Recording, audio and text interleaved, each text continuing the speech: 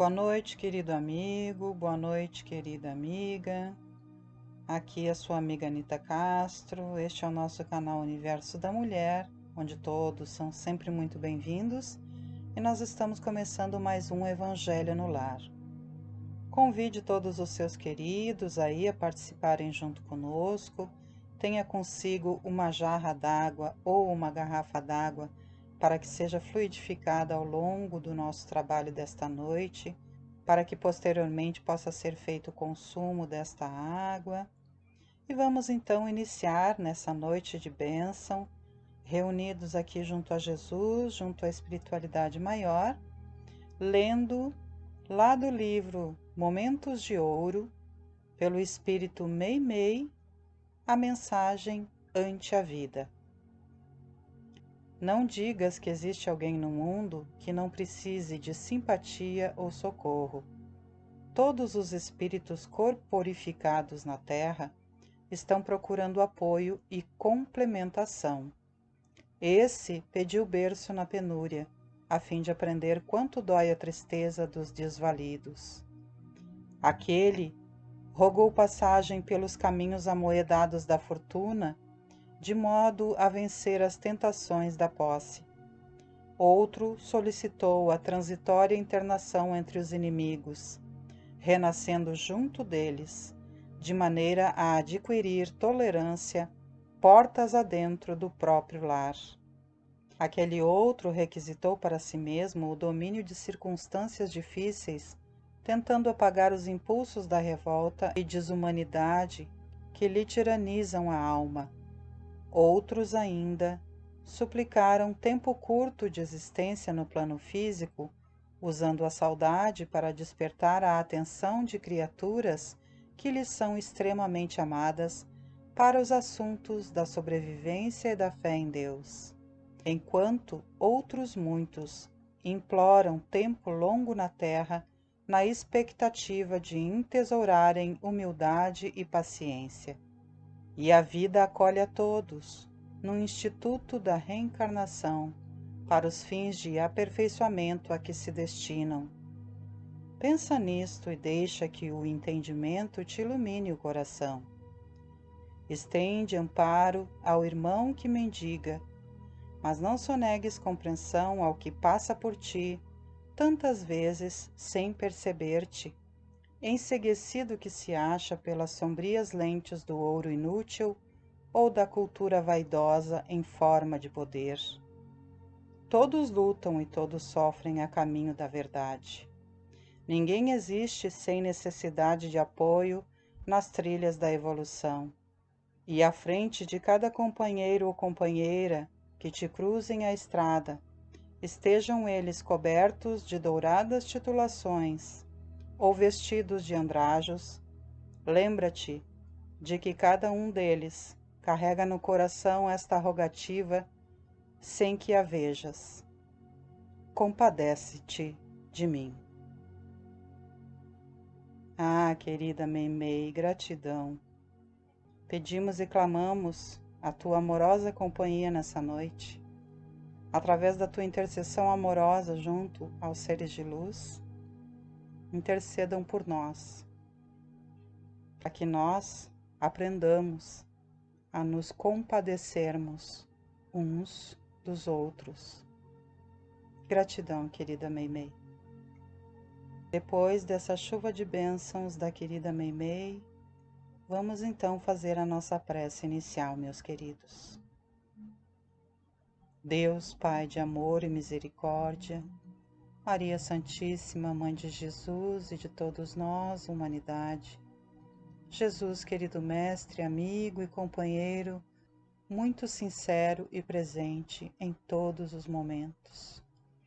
Queridos mentores, benfeitores espirituais que sempre estão conosco, vos agradecemos a sua presença bendita em nossos lares, junto de nós nesse trabalho, e vos pedimos que o nosso coração e a nossa mente sejam esclarecidos através das palavras que aqui serão ditadas, pela leitura do Evangelho, pela leitura da página doutrinária inicial que já recebemos, para a nossa harmonização e que nós possamos colocar em prática cada palavra aqui recebida.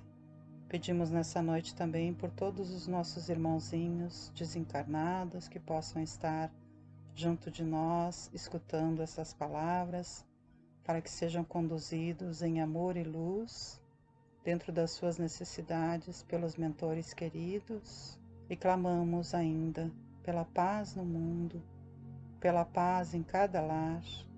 Pedimos também por todos os nossos irmãos necessitados, para que as portas lhes sejam abertas no trabalho, para que haja dignidade nos seus lares, para que cada necessidade de cada um de nós seja suprida dentro do nosso entendimento, que nós possamos nos esforçar para receber as respostas corretas, que já estão à nossa disposição, basta que estejamos abertos.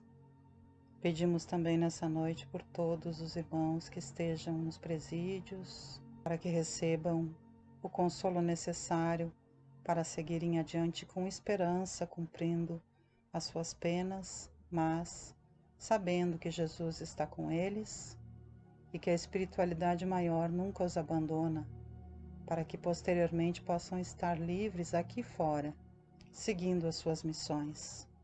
Pedimos também por todos aqueles que estejam adoecidos em seus lares, nos hospitais e nas clínicas, recebendo a visita dos amigos espirituais, da amorosa Maria, nossa querida mãezinha espiritual, nossa mãezinha amada, e também do nosso amado Jesus, nosso amigo querido e sempre presente conosco.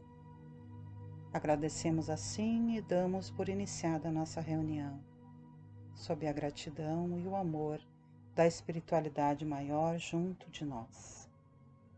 Que assim seja. Vamos agora então, meus amados, para a leitura do Evangelho segundo o Espiritismo, no capítulo 15, que fala: fora da caridade não há salvação. O de que precisa o espírito para ser salvo? Parábola do bom samaritano. Ora, quando o Filho do Homem vier em sua majestade, acompanhado de todos os anjos, sentar-se-á no trono de sua glória, reunidas diante dele todas as nações. Separará uns dos outros, como o pastor separa dos bodes as ovelhas, e colocará as ovelhas à sua direita e os bodes à sua esquerda. Então dirá o rei aos que estiverem à sua direita: Vinde, benditos de meu Pai, tomai posse do reino que vos foi preparado desde o princípio do mundo, porquanto tive fome e me destes de comer, tive sede e me destes de beber, careci de teto e me hospedastes, estive nu e me vestistes, achei-me doente e me visitastes, estive preso e me fostes ver. Então responder-lhe-ão os justos: Senhor, quando foi que te vimos com fome e te demos de comer, ou com sede e te demos de beber? Quando foi que te vimos sem teto e te hospedamos, ou despido e te vestimos? E quando foi que te soubemos doente ou preso e fomos visitar-te? O rei lhes responderá: Em verdade vos digo, todas as vezes que isso fizestes a um destes mais pequeninos dos meus irmãos, foi a mim mesmo que o fizestes. Dirá em seguida aos que estiverem à sua esquerda: Afastai-vos de mim, malditos. Ide para o fogo eterno, que foi preparado para o diabo e seus anjos. Porquanto tive fome e não me destes de comer, tive sede e não me destes de beber, precisei de teto e não me agasalhastes, estive sem roupa e não me vestistes, estive doente e no cárcere e não me visitastes. Também eles replicarão: Senhor, quando foi que te vimos com fome e não te demos de comer, com sede e não te demos de beber, sem teto ou sem roupa, doente ou preso e não te assistimos. Ele então lhes responderá: em verdade vos digo, todas as vezes que faltastes com a assistência a um destes mais pequenos, deixastes de tê-la para comigo mesmo. E esses irão para o suplício eterno, e os justos para a vida eterna. Mateus 25, 31 a 46. Então, levantando-se, disse-lhe um doutor da lei para o tentar: Mestre, que preciso fazer para possuir a vida eterna? Respondeu-lhe Jesus: que é o que está escrito na lei? Que é o que lês nela? Ele respondeu: amarás o Senhor teu Deus de todo o coração, de toda a tua alma, com todas as tuas forças e de todo o teu espírito, e a teu próximo como a ti mesmo. Disse-lhe Jesus: respondeste muito bem. Faze isso e viverás. Mas o homem, querendo parecer que era um justo, diz a Jesus: quem é o meu próximo? Jesus, tomando a palavra, lhe diz: um homem que descia de Jerusalém para Jericó caiu em poder de ladrões, que o despojaram, cobriram de ferimentos e se foram, deixando-o semi-morto. Aconteceu em seguida que um sacerdote, descendo pelo mesmo caminho, o viu e passou adiante. Um levita, que também veio àquele lugar, tendo-o observado, passou igualmente adiante. Mas um samaritano que viajava, chegando ao lugar onde jazia aquele homem e tendo-o visto, foi tocado de compaixão. Aproximou-se dele, deitou-lhe óleo e vinho nas feridas e as pensou. Depois, pondo-o no seu cavalo, levou-o a uma hospedaria e cuidou dele. No dia seguinte, tirou 2 denários e os deu ao hospedeiro, dizendo: trata muito bem deste homem, e tudo o que despenderes a mais eu te pagarei quando regressar. Qual desses 3 te parece ter sido o próximo daquele que caíra em poder dos ladrões? O doutor respondeu: aquele que usou de misericórdia para com ele. Então vai, diz Jesus, e faze o mesmo. Lucas capítulo 10, versículos do 25 ao 37. Toda a moral de Jesus se resume na caridade e na humildade, isto é, nas 2 virtudes contrárias ao egoísmo e ao orgulho. Em todos os seus ensinos ele aponta essas 2 virtudes como as que conduzem à eterna felicidade. Bem-aventurados, disse, os pobres de espírito, isto é, os humildes, porque deles é o reino dos céus. Bem-aventurados os que têm puro o coração. Bem-aventurados os que são brandos e pacíficos. Bem-aventurados os que são misericordiosos. Amai o vosso próximo como a vós mesmos. Fazei aos outros o que quereríeis vos fizessem. Amai os vossos inimigos, perdoai as ofensas, se quiserdes ser perdoados. Praticai o bem sem ostentação, julgai-vos a vós mesmos antes de julgardes os outros.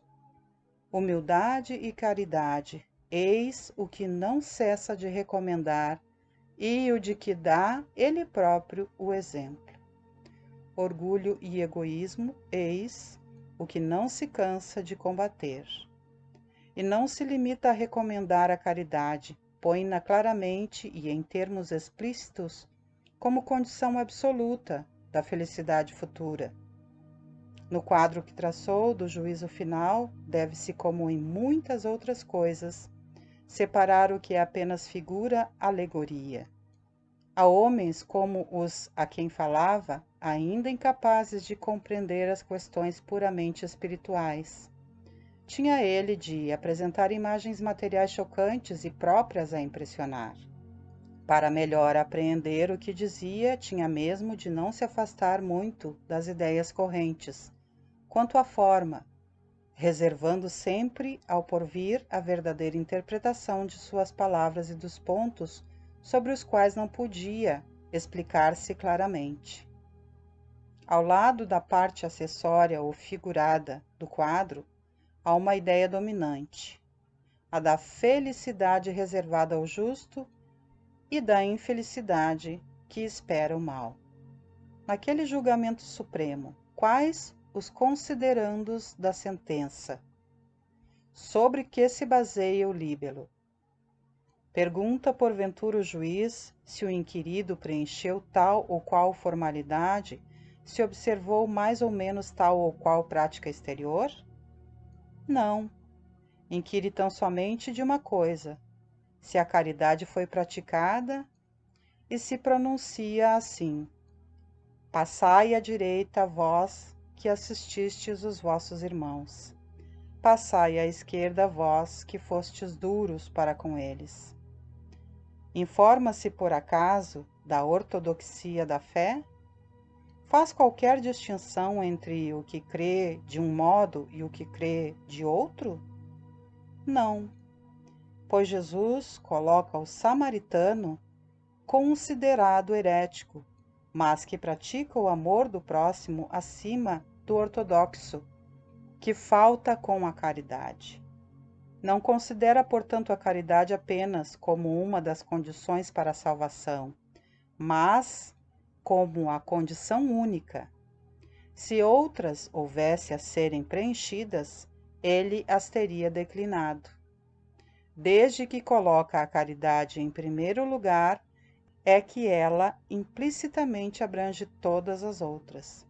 A humildade, a brandura, a benevolência, a indulgência, a justiça e etc. E porque é a negação absoluta do orgulho e do egoísmo. O mandamento maior.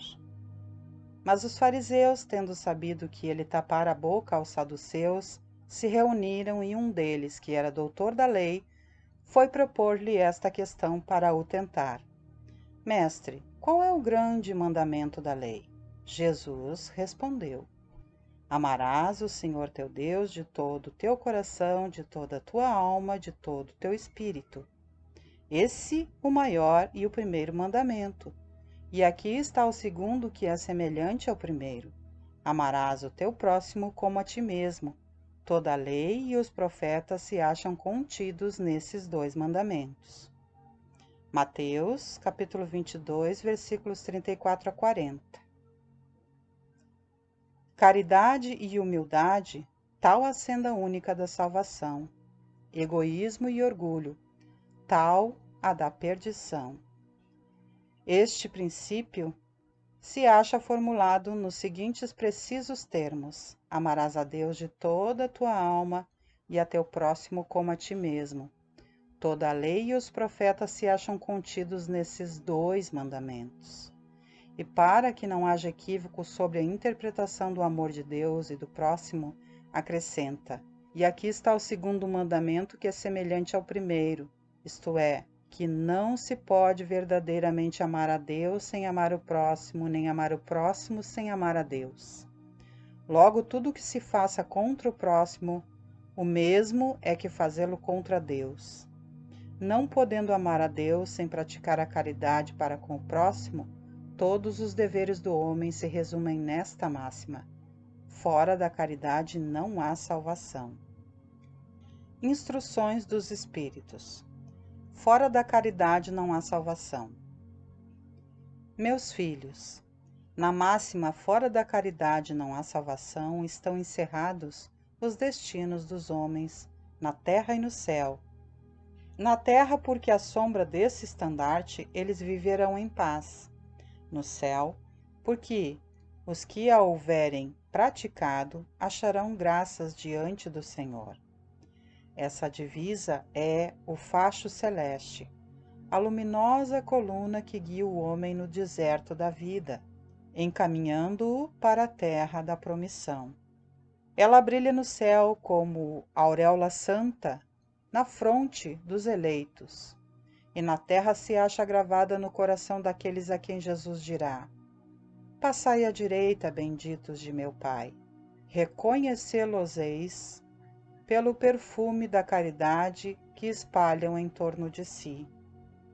Nada exprime com mais exatidão o pensamento de Jesus. Nada resume tão bem os deveres do homem como essa máxima de ordem divina. Não poderia o Espiritismo provar melhor a sua origem do que apresentando-a como regra. Por isso que é um reflexo do mais puro cristianismo. Levando-a por guia, nunca o homem se transviará. Dedicai-vos assim, meus amigos, a prescrutar-lhe o sentido profundo e as consequências, e descobrir-lhe por vós mesmos todas as aplicações. Submetei todas as vossas ações ao governo da caridade e a consciência vos responderá. Não só ela evitará que pratiqueis o mal, como também fará que pratiqueis o bem. Porquanto uma virtude negativa não basta, é necessária uma virtude ativa. Para fazer-se o bem, mister sempre se torna a ação da vontade. Para se não praticar o mal, basta, as mais das vezes, a inércia e a despreocupação. Meus amigos, agradecei a Deus o haver permitido que pudesseis gozar a luz do Espiritismo. Não é que somente os que a possuem hajam de ser salvos, é que, ajudando-vos a compreender os ensinos do Cristo, ela vos faz melhores cristãos. Esforçai-vos, pois, para que os vossos irmãos, observando-vos, sejam induzidos a reconhecer que verdadeiro espírita e verdadeiro cristão são uma só e a mesma coisa, dado que todos quantos praticam a caridade são discípulos de Jesus, sem embargo da seita a que pertençam. Paulo, o Apóstolo, Paris, 1860. É sempre uma bênção nós recebermos a palavra maravilhosa que provém aqui das passagens do Evangelho, não é mesmo, meus queridos? E aqui nós vemos quando Jesus nos fala lindamente que toda vez que nós estendemos as nossas mãos e auxiliamos aqueles que estão com fome, que estão com necessidades de vestes, que estão com alguma necessidade, que estão com sede, que estão necessitados de uma visita numa prisão, num hospital, e toda vez que nós fazemos a um desses nossos irmãos a caridade amorosa, sem interesse, nós estamos fazendo a Jesus. E que quando nós nos negamos a estender as nossas mãos e auxiliar aqueles que têm as suas necessidades expostas diante dos nossos olhos e que nós podemos auxiliar, quando nos negamos, então, nós estamos negando a abençoar a Jesus. E então ele usa das palavras que eram utilizadas naquela época para a conscientização do povo, dizendo: Vinde, benditos do meu Pai, para passardes ao céu e à vida eterna, e vão-se de mim os malditos para o inferno, que foi preparado para o diabo e seus anjos caídos. Aqui ele não está dizendo que existe de verdade, de fato, o inferno. Porque o inferno, segundo o Espiritismo e todos os estudos que são expostos, ele existe sim, é na nossa mente, no nosso coração. Conforme nós vivemos é que nós vamos criar o inferno, ou aquilo que nós pensamos, agimos, sentimos, é que nós vamos criar o inferno. Ou, ao contrário, com bons pensamentos, sentimentos e atitudes, criamos o paraíso já na Terra. Então, todos os livros, tanto de romances quanto os da base espírita, nos ensinam que tudo propõe-se através das nossas atitudes, pensamentos e sentimentos. Então, quando nós criamos o panorama de paraíso, nós estamos criando através de nós mesmos, bem como o panorama do inferno. Então Jesus utilizava-se das palavras daquele momento, não é mesmo? Para que o povo fosse consciente. Mas na verdade aqui ele está dizendo que todo aquele que ama a Deus vai praticar a caridade para com seu irmão, e todo aquele que não ama a Deus vai esquecer dos seus irmãos, e aí vai se tornar um perturbado, porque uma pessoa que só olha para os seus próprios problemas e esquece de auxiliar os outros, ela vive em perturbação, em sofrimento, em doenças. Pode perceber se não é assim. Nós sabemos que muitas causas daquilo que nós passamos são parte das provações, mas nós também sabemos que muito daquilo que nós passamos é porque nós mesmos fomos egoístas e não soubemos compartilhar aquilo de bom que temos e recebemos. Então que nós possamos ser conscientes, partilhar com as pessoas, lembrando que quando nós estendemos as nossas mãos às pessoas, nós estamos estendendo as nossas mãos a Jesus. Seja alcançando alimentos, uma veste, ou até mesmo uma palavra, um sorriso. E mesmo aqueles que não olham para nós com muita caridade, com muito amor e com muita compreensão, que nós sejamos compreensivos também, porque isso também é uma forma de caridade. Amando os nossos inimigos, que é respeitando-os, deixando-os seguir adiante, desejando o seu bem. Muito maravilhoso esse capítulo, que nós possamos sorver as bênçãos e meditar mais profundamente sobre eles. E se você tem o Evangelho segundo o Espiritismo em casa, leia todo esse capítulo com bastante calma, para que você possa receber as bênçãos na sua plenitude. Sendo assim, meus queridos, vamos concluindo aqui os nossos trabalhos dessa noite, fazendo a nossa prece final. Deus Pai de amor e misericórdia, Maria Santíssima, nossa Mãe querida, Jesus, amado Mestre, amado amigo, queridos amigos e benfeitores espirituais, nós vos agradecemos a vossa presença, pedimos que o nosso lar permaneça sempre sob vossa bênção e pedimos ainda que essas bênçãos que foram derramadas sobre a nossa casa, sobre o nosso lar, sejam expandidas pelos nossos vizinhos da direita, da esquerda, da frente, das nossas costas, e que também por todo o bairro e que ainda além essas bênçãos sejam estendidas. Façam aqui as suas orações pessoais.